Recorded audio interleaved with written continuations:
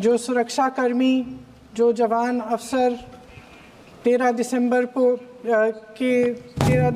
को संसद की सुरक्षा के लिए शहीद हुए, उनके प्रति मैं श्रद्धांजलि व्यक्त करना चाहती हूँ।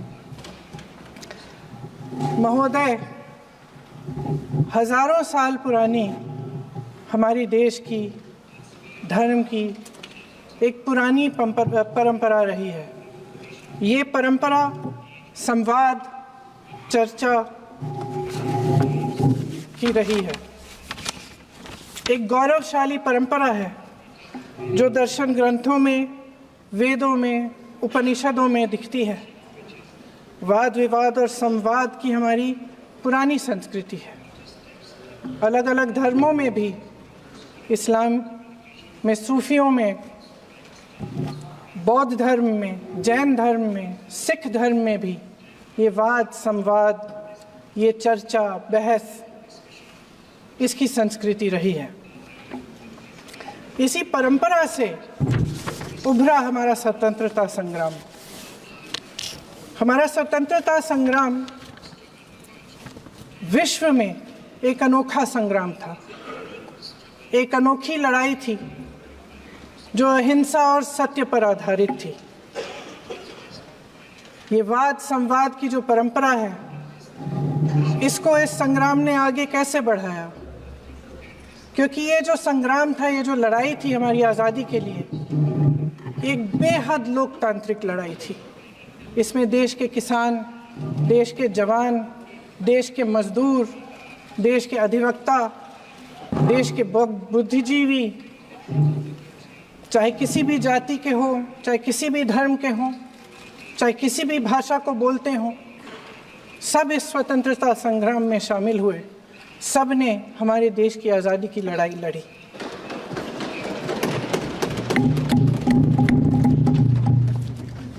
और उसी आज़ादी की लड़ाई से एक आवाज़ उभरी जो हमारी देश की आवाज़ थी। वो आवाज़ ही आज हमारा संविधान है।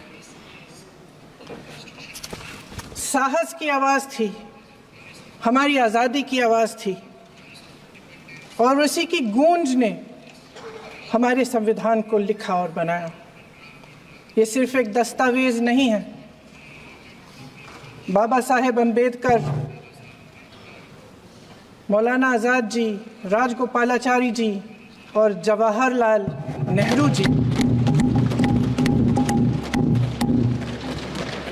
और उस समय के तमाम नेता, जैसे आपने कहा, इस संविधान को बनाने की जो कार्य में सालों के लिए जुटे रहे। हमारा संविधान इंसाफ, उम्मीद, अभिव्यक्ति और आकांक्षा की वो ज्योत है जो हर हिंदुस्तानी के दिल में जलती है। अध्यक्ष महोदय, इस ज्योत ने हर एक भारतीय को ये पहचानने की शक्ति दी कि उसे न्याय मिलने का अधिकार है, कि उसमें अपने अधिकारों के लिए आवाज़ उठाने की क्षमता है, कि जब वो आवाज़ उठाएगा तो सत्ता को उसके सामने झुकना पड़ेगा। इस संविधान ने हर एक देशवासी को ये अधिकार दिया कि वो सरकार बना भी सकता है और सरकार बदल भी सकता है। ये ज्योत जो हर हिंदुस्तानी के दिल में जलती है, उसने हर हिंदुस्तानी को ये विश्वास दिया कि देश की संपत्ति में, देश की दौलत में, संसाधनों में उसका भी हिस्सा है, कि उसे एक सुरक्षित भविष्य की उम्मीद का अधिकार है, कि देश बनाने में भी उसकी भागीदारी है। उम्मीद और आशा की ये ज्योत मैंने देश के कोने कोने में खुद देखी है। उन्नाव में मैं एक रेप पीड़िता के घर गई, उसे जलाकर मार डाला था। वो शायद 20-21 साल की होगी। हम सब के बच्चे हैं। हम सोच सकते हैं कि अगर हमारी बेटी के साथ बार बार बलात्कार हुआ, और फिर जब वो अपनी लड़ाई लड़ने के लिए गई तो उसको जलाकर मार डाला गया होता तो हम पर क्या बीतती। मैं उस बच्ची के पिता से मिली, उसके खेत जलाए गए थे, उसके भाइयों को पीटा गया था, उसके पिता को बाहर से घर के बाहर घसीट कर मारा गया था। उस पिता ने मुझे बताया कि बेटी, मुझे न्याय चाहिए। मेरी बेटी अपने एफआईआर को दर्ज करने के लिए जब ज़िले में गई तो उसको मना किया गया, अगले ज़िले में जाना पड़ा उसे। वो रोज़ सुबह 6 बजे उठकर तैयार होकर अकेली अपने मुकदमे को लड़ने के लिए अगले ज़िले में ट्रेन से जाती थी। उसके पिता ने मुझे कहा कि मैंने उससे कहा, बेटी अकेले मत जाओ, छोड़ दो ये लड़ाई, लेकिन उसकी बेटी ने उसको जवाब दिया कि नहीं पिताजी, मैं अकेली जाऊंगी, मैं लड़ूंगी, ये मेरी लड़ाई है, मैं इसको लड़ूंगी। ये लड़ने की क्षमता, ये हिम्मत उस लड़की को और करोड़ों भारत की नारियों को हमारे संविधान ने दी। आगरा में मैं अरुण वाल्मीकि के घर गई। अरुण वाल्मीकि पुलिस स्टेशन में काम करता था, सफाई का काम करता था। आप सोच सकते हैं हमारी तरह उसका भी परिवार था। नई नई शादी हुई थी, 2-3 महीनों का बच्चा था। पुलिस स्टेशन में चोरी हो गई। चोरी का इल्ज़ाम उस पर लगाया गया। उसके पूरे परिवार को उठाकर पुलिस स्टेशन में ले गए। आप हंस रहे हैं, लेकिन ये गंभीर बात है। और क्या गंभीर बात। शर्म करो, शर्म। अरुण वाल्मीकि को पीट पीट के मार डाला, उसकी बीवी को पीटा, उसके पिता के नाखून निकाले, उसके पूरे परिवार को पीटा गया। जब मैं उस जवान महिला से मिलने गई जो अभी अभी विधवा हुई थी, तो उसने मुझे कहा कि दीदी, हमें सिर्फ एक चीज़ चाहिए, हमें न्याय चाहिए, और हम इस न्याय के लिए लड़ते रहेंगे चाहे कुछ भी हो जाए। ये हिम्मत उस महिला को हमारे संविधान ने दी।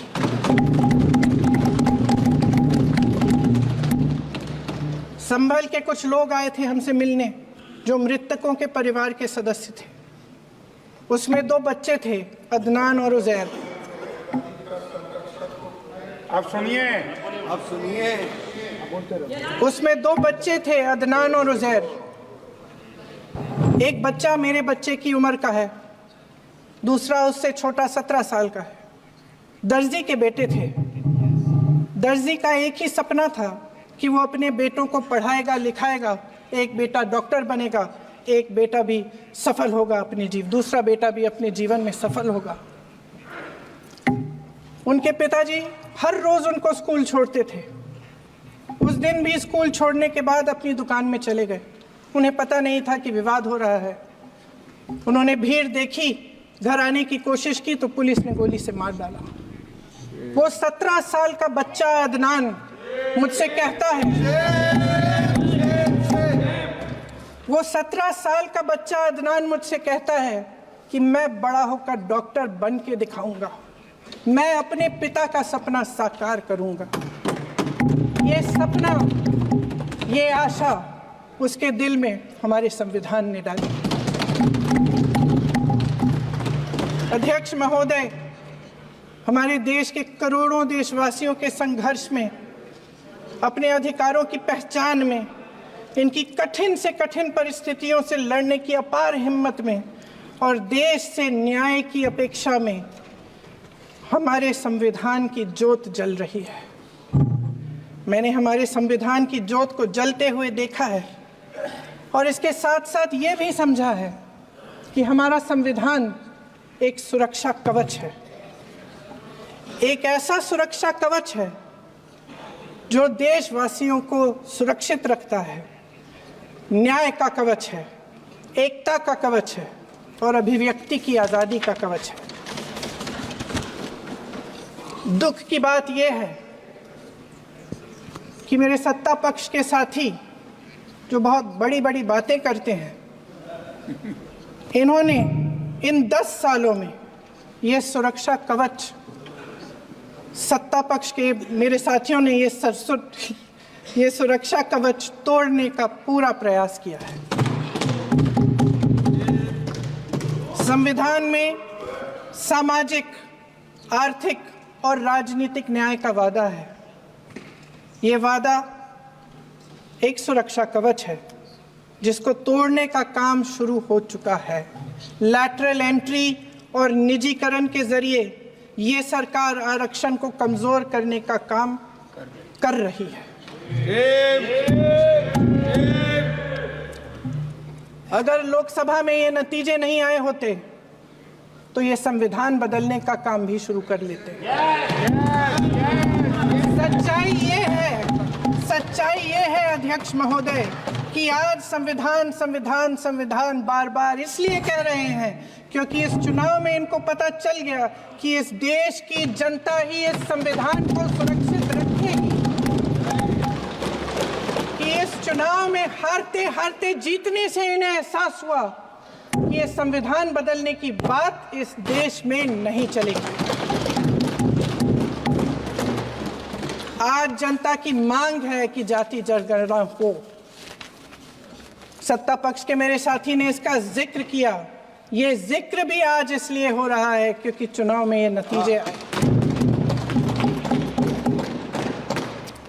ये जाति जनगणना इसलिए जरूरी है ताकि हमें पता चले कि किसकी क्या स्थिति है और नीतियां उस हिसाब से बने। इनकी गंभीरता का प्रमाण ये है कि जब चुनाव में पूरे विपक्ष ने जोरदार आवाज उठाई कि ये जाति जनगणना होनी चाहिए तो इनका जवाब देखिए।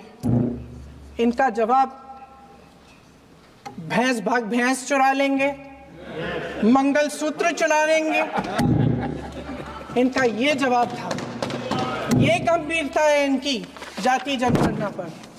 महोदय, हमारे संविधान ने आर्थिक न्याय की नींव डाली, किसानों, गरीबों और को जमीन बांटी, भूमि सुधार किया, जिसका नाम लेने से कभी कभी आप झिझकते हैं और कभी कभी उनका नाम धड़ाधड़ इस्तेमाल किया जाता है अपने आप को बचाने के लिए। उन्होंने HAL, BHEL, SAIL, गेल, ONGC, NTPC, railways, IIT, IIM, oil refinery, तमाम PSU बनाए। अध्यक्ष महोदय, उनका नाम पुस्तकों से मिटाया जा सकता है, उनका नाम भाषणों से मिटाया जा सकता है, लेकिन जो उनकी भूमिका रही इस देश की आज़ादी के लिए और इस देश के निर्माण के लिए, वो इस देश में से कभी मिटाया नहीं जा सकता। 75 सालों में जनता का भरोसा रहा कि नीतियां बनेंगी तो जनता की भलाई के लिए बनेंगी। जल जंगल जमीन का अधिकार मिला आदिवासी भाई बहनों को। इंदिरा जी ने बैंकों का राष्ट्रीयकरण करवाया, खदानों का राष्ट्रीयकरण कराया। कांग्रेस और यूपीए की सरकारों में शिक्षा का, भोजन का अधिकार मिला। 75 सालों में जनता का भरोसा मिला। पहले संसद चलती थी तो जनता की उम्मीद होती थी कि सरकार महंगाई और बेरोजगारी पर चर्चा करेगी, कोई उपाय निकालेगी, कोई रास्ता निकालेगी। लोग मानते थे कि अगर कोई नई आर्थिक नीति बनेगी तो देश की अर्थव्यवस्था को मजबूत बनाने के लिए बनेगी, तो भारतीय बाजार को मजबूत बनाने के लिए बनेगी, उनके भविष्य को मजबूत बनाने के लिए बनेगी। किसान और आदिवासी भाई बहन भरोसा करते थे कि यदि जमीन के कानून में संशोधन होगा तो उन्हीं की भलाई के लिए होगा। आप नारी शक्ति की बात करते हैं। आज चुनाव की वजह से शायद इतनी बातचीत हो रही है नारी शक्ति के बारे में, क्योंकि हमारे संविधान ने महिलाओं को यह अधिकार दिया, उनकी शक्ति को परिवर्तित किया वोट में। और आज आपको पहचानना पड़ रहा है कि महिलाओं के बिना, कि नारी शक्ति के बिना ये सरकारें नहीं बन सकती हैं। इसीलिए आज आप नारी शक्ति की बातें दोहरा रहे हैं। जो आप नारी शक्ति का अधिनियम लाए हैं उसको लागू क्यों नहीं करते? वो 10 साल बाद लागू क्यों होगा? क्या आज की नारी 10 साल इंतजार करेगी उसके लागू करने के लिए? क्या बात है, क्या बात।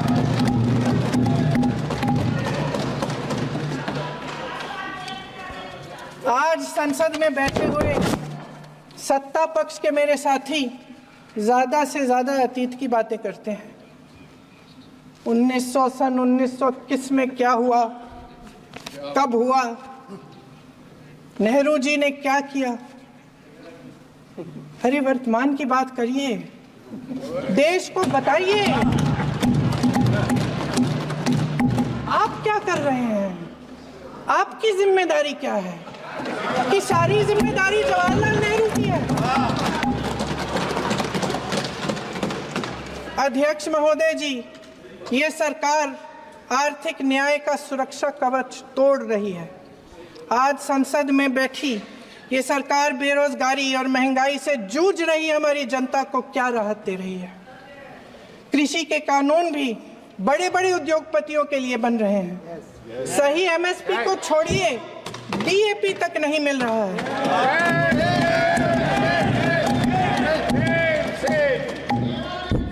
वायनाड से लेकर ललितपुर तक इस देश का किसान रो रहा है। आपदा आती है तो उसको कोई राहत नहीं मिलती। भगवान भरोसे है आज इस देश का किसान, उसको छोड़ दिया गया है। आज हिमाचल में देखिए, जितने भी कानून बने हैं वो सब बड़े बड़े उद्योगपतियों के लिए बन रहे हैं। हिमाचल में जो सेब उगता था उसके जो छोटे छोटे किसान हैं वह रो रहे हैं, क्योंकि एक व्यक्ति के लिए सब कुछ बदला जा रहा है। सुनने की हिम्मत रखो।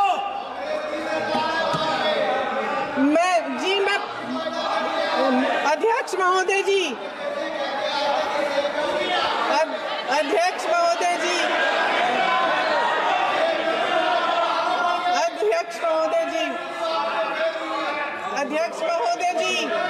अडानी जी को सारे कोल्ड स्टोरेज प्रदेश की सरकार ने नहीं दिए। अडानी जी को सारे कोल्ड स्टोरेज आपकी सरकार ने दिए। देश देख रहा है कि एक व्यक्ति को बचाने के लिए 142 करोड़ देश की जनता को नकारा जा रहा है। सारे बिजनेस, सारे संसाधन, सारी दौलत, सारे मौके एक ही व्यक्ति को सौंपे जा रहे हैं।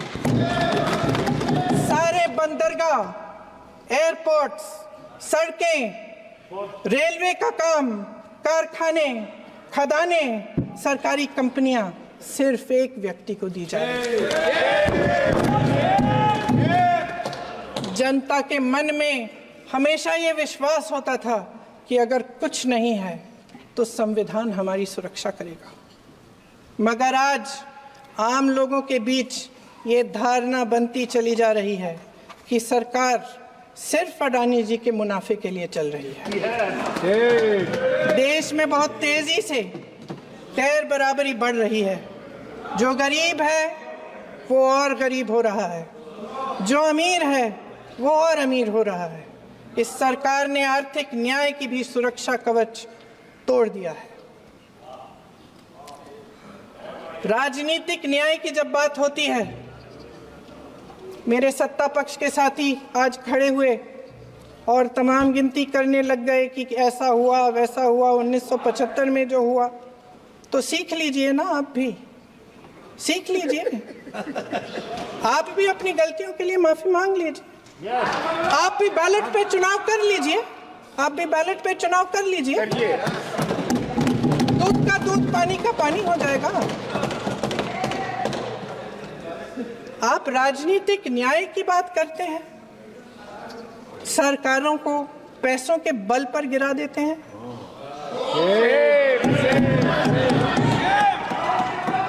मेरा आग्रह है कि अपन संविधान में सकारात्मक बोले।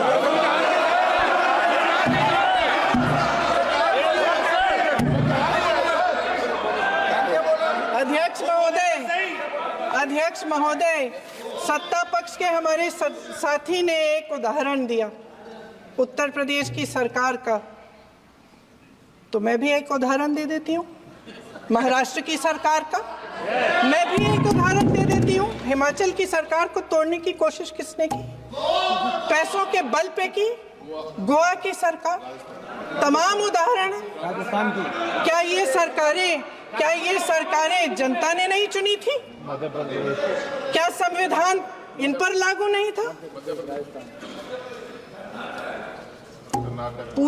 पूरी देश की जनता जानती है कि इनका हंसती है, जानती है कि इनके यहाँ तो वॉशिंग मशीन है।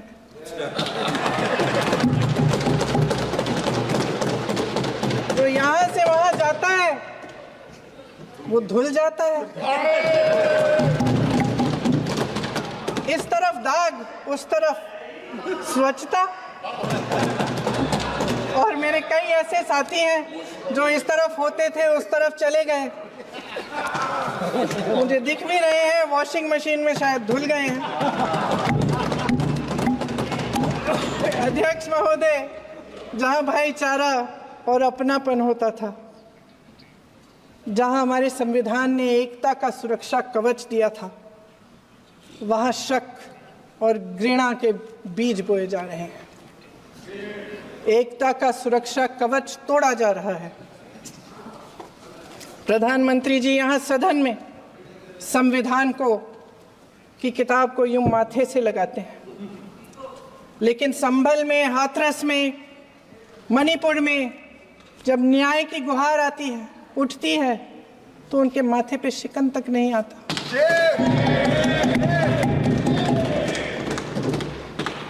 शायद समझ नहीं पाए हैं कि भारत का संविधान संघ का विधान नहीं है।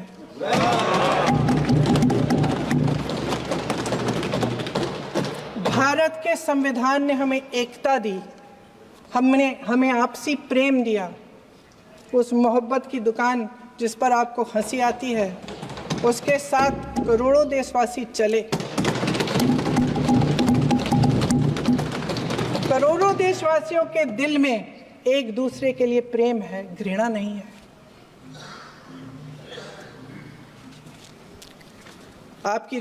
इनकी जो विभाजनकारी नीतियां हैं, उसका नतीजा हम रोज देखते हैं। राजनीतिक फायदे के लिए संविधान को छोड़िए, देश की एकता को भी ये रख नहीं सकते, इसकी सुरक्षा नहीं कर सकते। हमने संभल में देखा, मणिपुर में देखा। दरअसल इनका कहना है कि अलग अलग इस देश के अलग अलग हिस्से हैं, लेकिन हमारा संविधान कहता है कि ये देश एक है और ये देश एक रहेगा। जहां खुला विवाद होता था, अभिव्यक्ति का सुरक्षा कवच होता था, इन्होंने भय का माहौल पैदा किया है।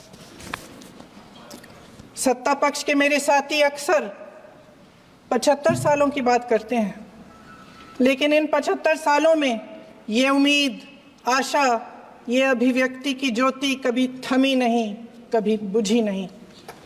इस देश की जनता ने खुलकर आलोचना की, निडर होकर धरने किए, प्रदर्शन किए। जब जब जनता नाराज हुई, तब तब सत्ता को ललकारा, उसे चेतावनी दी, बड़े से बड़े नेताओं को कटघरे में खड़ा किया, उनसे जवाब मांगा, न्याय मांगा। इस देश के छोटे छोटे से नुक्कड़ की दुकानों में, चाय की दुकानों में, इस देश के घरों में, गलियों में, मोहल्लों में, अखबारों में, प्रकाशन घरों में, न्यायपालिकाओं में चर्चा कभी बंद नहीं हुई। लेकिन आज ये माहौल नहीं है। आज जनता को सच बोलने से डराया जाता है, धमकाया जाता है। पत्रकार हो या विपक्ष का नेता हो या किसी यूनिवर्सिटी का प्रोफेसर हो, छात्र संघ हो या कर्मचारियों का संगठन हो, सबका मुंह बंद कराया जाता है। किसी पे ईडी, किसी पे सीबीआई, किसी पे इनकम टैक्स, फर्जी मुकदमे लगवाए जाते हैं, जेल में डाल दिया जाता है, विपक्षी नेताओं को जेल में डाल दिया जाता है, उनको सताया जाता है। किसी को नहीं छोड़ा इस सरकार ने। देशद्रोही कह के उत्तर प्रदेश में मुझे याद है कुछ अध्यापिकाएं प्रदर्शन कर रही थी, उन पर मुकदमा डाल दिया देशद्रोही का, उन्हें देशद्रोही कह दिया। इन्होंने देश का पूरा माहौल भय से भर दिया है। इनकी मीडिया की मशीन झूठ फैलाती है, तरह तरह के आरोप लगाती है, और शायद वह भी भय में ही है। महोदय, मैं इस सदन को याद दिलाना चाहती हूँ कि ऐसा डर का माहौल देश में अंग्रेजों के राज में था। जब इस तरफ बैठे हुए गांधी की विचारधारा वाले लोग आज़ादी की लड़ाई लड़ रहे थे और उस तरफ वाली विचारधारा वाले लोग भय में रहकर अंग्रेजों के साथ साठ-गांठ कर रहे थे। लेकिन अध्यक्ष महोदय, भय का भी अपना स्वभाव होता है। भय फैलाने वाले हमेशा भय का खुद शिकार बन जाते हैं।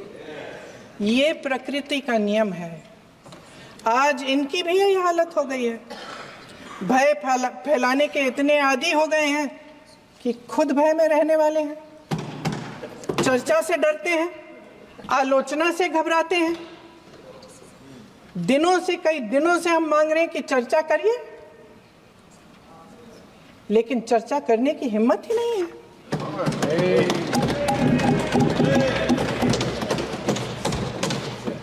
एक कहानी होती थी अध्यक्ष महोदय, शायद बचपन में आपने भी सुनी होगी। राजा भेष बदलकर बाजार में आलोचना सुनने जाता था। ये सुनने जाता था कि प्रजा मेरे बारे में क्या कह रही है, मैं सही रास्ते पे चल रहा हूं कि नहीं। लेकिन आज का राजा, भेष तो बदलते हैं आज के राजा, शौक तो है उनको भेष बदलने का, लेकिन न जनता के बीच जाने की हिम्मत है और न आलोचना सुनने की। महोदय, मैं तो सदन में नहीं हूं।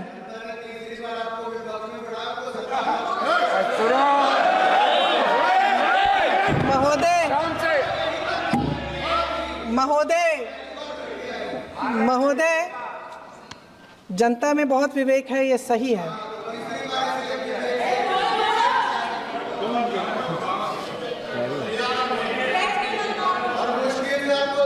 अच्छा महोदय, मैं सदन में नहीं हूँ, कुछ हाँ ठीक है, मैं सदन में नहीं हूँ, मात्र 15 दिनों से आ रही हूँ। लेकिन मुझे ताज्जुब होता है कि इन 15 दिनों में इतनी बड़े इश्यूज हैं, इतनी बड़ी बातें हैं, प्रधानमंत्री जी मात्र एक दिन के लिए, शायद 10 मिनट के लिए दिखे हैं सब।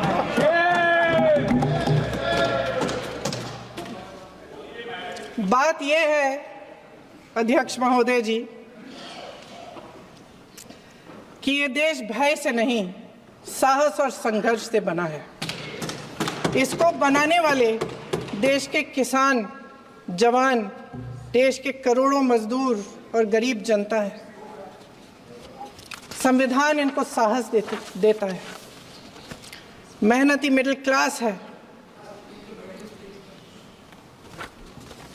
और इस देश के जो करोड़ों देशवासी हैं, जो रोजाना भयंकर परिस्थितियों का सामना करते हैं, उनको साहस देता है। वायनाड में जो आपदा आई, उसमें एक छोटा लड़का था 17 साल का। 6 घंटों के लिए उसने अपनी माँ को बचाने की कोशिश की। 6 घंटों के लिए आप सोच सकते हैं कि अगर नदी की धारा बह रही है, नाराज है, आप अपनी माँ को पकड़े हो, 6 घंटों के लिए पकड़े रखते हो कि मेरी माँ बच जाएगी, और अंत में वो माँ भी बह जाती है। उस लड़के का साहस, उन महिलाओं का साहस जो पीड़ित हैं लेकिन फिर भी अपनी लड़ाई लड़ रहे हैं, उन संभल के बच्चों का साहस जिनके पिताजी अभी अभी गुजर गए लेकिन फिर भी उनके सपनों को साकार करने की हिम्मत है, उनका साहस है, वो साहस इस संविधान ने दिया है।